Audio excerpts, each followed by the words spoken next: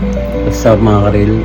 Good day sa lahat. So for today's video mga karil, may gusto lang ako i-share sa inyo. Alam ko out of content topic to. Wala to sa content ko. Gusto ko lang i-share sa inyo yung nangyari sa akin mga karil.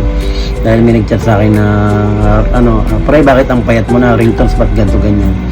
Kasi mga karil, may nangyari kasi sa akin na kahit ako nagulat ako, nalungkot ako sa nangyari sa akin. Dahil sa kapabayaan ko sa sarili ko.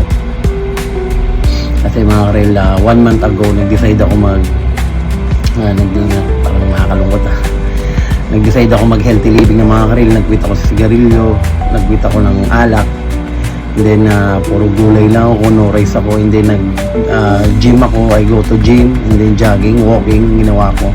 And then after siguro mag-3 weeks yun o mag-1 month ganun, and then magmamanggahan festival sa Guimaras, umuwi ako. Nag-decide ako na umuwi sa probinsya namin para makapag-vlog sa manggahan. And then sad naman dahil hindi ako nakapag-vlog nung may pinaka-highlights kasi nga ang lakas ng ulan. So for 2 weeks mga karil, actually wala na akong inom doon. Pagdating ko, siyempre parang na-excite ako sa tito ko, friends ko, barkada, sa tatay ko, and then yun yung doon, yung circle of example ko doon sa amin. Nag-inom ako mga karil, and then parang that was June 4 ng hapon, naramdaman ko, sabi ko ba't parang nahihilo ako, and then tiniis ko lang yung mga karil, nahihilo na ako ng gabi nun. And then June 5 kinabukasan, pagising ko ganun pa rin, hindi ako makabalance na maayos, talagang parang inuuga ko. And after nang nag-almusal ako, pinilit ko mag-almusal kasi nga wala akong kain nung June 4 nung hapon, kasi tinulog ko lang. And then sabi ko sa father ko, pagkain ko, nasusuka ako mga karil, sabi ko, nasusuka talaga ako, tapos nahihilo ko. So yun, nag-decide yung father ko na pumunta na ako sa hospital. So nagpadala ako ng hospital sa tita ko, nagpasama ako sa tita Susan ko. Yung pagdating doon, pag-check sa akin mga karil, nagulat ako kasi grabe pala yung yung dugo ko, high blood pala ako. Pag BP sa akin 170 over 100 o 160 over 100, basta ganun yung BP sa akin. Nahihilo kasi ako that time eh nung naalala ko, hindi pinagkatapres ako mga karil, okay naman ako. Sabi nga nila kung pinagre-rest ako, kinabukasan kasi mga karil, June 6 Friday, flight ko na pabalik dito sa Cavite para alagaan niya yung mother ko, and then yung anak ko is papasokan na. Syempre tayo yung maghahati sundo, dahil yung asawa natin yan may trabaho din. And then after nung pagdating ko dito, ganun pa rin yung pakiramdam ko. So nag-decide yung asawa ko, yun din ako na magpa-lab na. So yun mga karil, nagpa-laboratory ako ng Monday, and then lumabas yung result ko ng Wednesday. And mga karil, sobrang nagulat ako kasi paglabas ng lab ko, sabi ng hipag ko si Unica, sabi niya, kuya Ton, sobrang tataas ng ng result ng uric acid ko, cholesterol, and then yung sugar ko. Parang nalulungkot ako. Yung sugar ko mga rin, hindi normal kasi yung average say 3.59, 3.89 and to 5.49 yan. Medyo pag 5.49 ka umabot, pre-diabetic. Kapag lumagpas ka sa 5.49 yan, ka na, diabetes ka na. Yung aking mga reel, 10 point grabe 10.79, halos papunta na ng 11. So yun, tinanong ko ba, walang doktor na magbibigay sa akin ng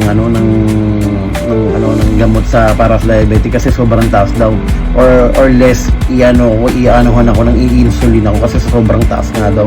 Kaya pala nung time na nasa Guimaras ako, din pauwi ako, sobrang nahihilo ko. Siguro yung dalawa na yun nagsama, yung high blood ko tsaka yung sugar ko, kaya nakakalungkot. Pero pinag-maintenance ako ng high blood ko, na ang sakit lang kasi sa part ko mga karil. Dahil siyempre bata pa ako, sabi ko ba't ganito, sobrang taas ng ako. Para sa kalaman ng lahat yun, na diagnose din ako na diabetic na ako, diba, at the age of 36, diba. Tapos ganun nagulat ako, sobrang nakakalungkot lang. Tapos after nung nalaman ko, stress ako kasi hindi ba ako magamot, hindi ako mabigyan ng gamot, kailangan pumunta ng endo, yung mga specialist tungkol sa mga sugar. And then ayun, parang after nung nalaman ko na parang lahat na ang dami kong sakit, so parang na-stress ako mga karil, depressed ako. Hindi ako nag-overthink ako ng mga 3 araw mga karil, hindi ako makatulog na maayos. Siyempre iniisip ko yung anak ko, yung asawa ko. Kasi iniisip ko, nagtatanong ko sa ganito nangyari sa akin. Pero ganoon pa man, sabi ko choice ko to Kasi nung time mga karil, ang lifestyle ko nung araw kasi mga karil, puyat, inom, yan, sigarilyo, tapos ayun na nga, inom dun, inom dito, yaya dito, lalo na pag nagbablog-vlog ka, may mga kakilala ka. Nakakalungkot lang kasi, siyempre, di ba, dahil sabi ko nga, bakit ganito, bakit kailangan, di ba, pag may sugar ka na mga karil, pag diabetic ka na tao, siyempre parang hirap, kasi mag-iisip ka nandoon na yung thinking mo palagi, ganito, limited na lang yung galaw mo, yung pagkain mo, sa galaw, siyempre dahil hindi ka na pwede basta-basta magpuyat, mag-iiba na yung balance ng katawan mo, and then, ayun nga, sa pagkain mo, limit na lahat, hanggang nung nagpa-check up ako mga karil, ayun na, nung pinabasa ko na nga yung result ko, ayun, ang daming bawal sa akin, maalat, matamis, maasim, ganito ganyan, more or less, ang mga kain ko lang gulay, walang alat, walang ano. Parang nalungkot lang ako mga karil. And then syempre, nag-overthink din ako na bakit ganito, ganyan. Parang kala ko panaginip lang. So yun, and then grabe nung naanuhan ako. Buti pa salamat ako sa doktor na nagpayo sa akin na kahit hindi mo na ako insulin, basta willing lang ako mag-diet. Ayun nga mga karil, sabi ko willing naman ako dok kasi nung time na yun ako 1 month before ako umuwi ng province ng Guimaras, sabi ko naman ako, nagja-jogging na ako, walking, and then nag-quit na ako ng sigarilyo. Actually yung sigarilyo ko na-quit ko naman before yun 2017, tapos bumalik naman ako dahil ng pandemic, and then ito nga ulit, and then yun mga karil, grabe yung ayoko nang, nakakalungkot talaga kasi grabe yung, diba sanay kayo, nakikita ako na hindi ako mahiya mga karil kasi syempre ako sa sarili ko talagang syempre ito ako pinanindigan ko gusto ko maging vlogger, kaya sabi ko minsan yung buhay ko open sa lahat alam ko wala kayong pakialam sa ko, pero aking mga karil gusto ko lang i-share para ma-share sa mga ibang followers natin yan na bata pa lang, at least maging aware na kayo sa maging lifestyle nyo, na at least ako, sabi ko binabayaan ko yung sarili ko dati, never ako nagpa-check up, hindi ko pinakinggan yung magulang ko. Ngayon dumating sa point nando parang nagsisisi ako, yun nga, nag-overthink ako, nai-stress ako, pero pag nagpadala kasi ako sa stress mga karil, yung unang mapapatay sa akin pero yun mga karil, tinitibayan ko yung loob ko ngayon. Hindi, salamat sa mga kaibigan kong nagpapayo sa akin, yan, sila Mark Ian, sila ang dami mga kababata ko, father ko, yung family ko, nagsasabi sa akin na kaya ginawa ko tong vlog to mga karil kasi parang gusto ko siyang i-share yan talaga, na para at least yung iba ma-aware na hindi nyo alam na mataas na pala yung sugar nyo, diabetic na pala kayo, tapos may hypertension na pala kayo, dahil nga yun ang pinakamali pala mga karil na natutunan ko. Dapat noon pa lang nagpa-check up na ako para at least maging aware ako na pwede ako makainom ng gamot, kagaya na kung pre-diabetic pa ako, hindi kagaya ngayon na yun, diagnose ako as diabetic na ako.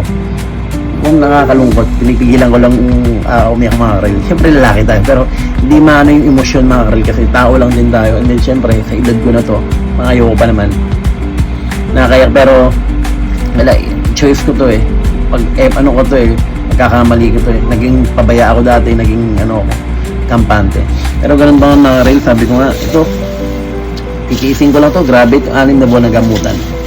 Yan, titiisin ko ito mga karil yan. Ang dami kong gamot na iniinom para malaman nyo. Yan, yan yung kapabayaan ko sa sarili ko. Ito yung mga naging sa uric acid ko, cholesterol. Hindi siya basta mataas lang as in sobrang taas ko. Kaya minsan may nakaramdam ako ng hilo, nakaramdam ako ng ganito. So sobrang dami rin siguro side effect na iniinom kong gamot. May pang umaga, tanghali, merong sa gabi. Tapos yung pagkain ko mga karil, imagine mo puro gulay lang. Ayun mga karil, sabi ko nga sa inyo dyan.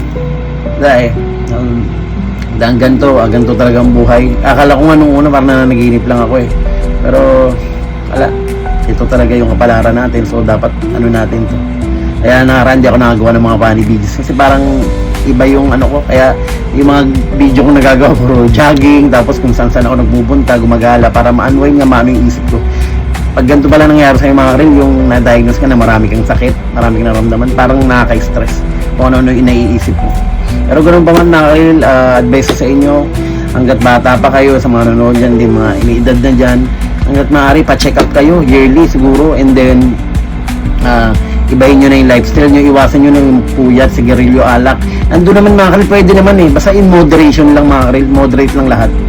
Kaya ako sabi ko mga karil, lalo na nang nagagamot ako, sabi ko hanggat maaari, ayusin ko na yung mga desisyon ko sa buhay. At yun, magiging ano na tayo, magiging makikinig tayo makikinig tayo sa mga nagpapayo lagi sa atin. Yan yun lang mga karil na gusto kong i-share sa inyo. At sana pakinggan nyo yung payo ko, and then ingat tayo palagi mga karil, maging ano tayo sa buhay natin, maging mapagmatsyag tayo sa sarili natin, huwag tayo masyadong abante, akala natin lagi porket malakas tayo, ganun. Pero minsan isang araw mga karil, magugulat tayo, bibiglain na lang tayo.